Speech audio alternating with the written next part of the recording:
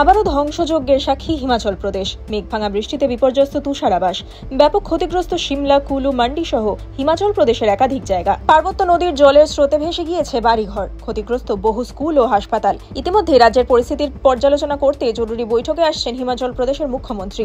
হিমাচল প্রদেশের প্রশাসনিক প্রধান জানিয়েছেন, মেঘভাঙা বৃষ্টিতে এখনো পর্যন্ত সিমলার রামপুর, মান্ডি ও কুলুতে নিখোঁজ অন্তত 50 জন। দুজনের মৃত্যু হয়েছে বলে সূত্রের খবর। নিখোঁজদের উদ্ধারে শুরু হয়েছে অভিযান। দুর্ঘটনাস্থলে উদ্ধার কাজ শুরু করেছে বিপর্যয় মোকাবিলা বাহিনী, পুলিশ ও দমকল। শেষ পাওয়া খবর অনুযায়ী মান্ডিতে 35 জনকে নিরাপদ উদ্ধার করা হয়েছে। বৃহস্পতিবারও হিমাচল প্রদেশের একাধিক জেলায় বজ্রবিদ্যুৎ সহ ভারী বৃষ্টি থেকে অতি ভারী বৃষ্টির সতর্কতা রয়েছে।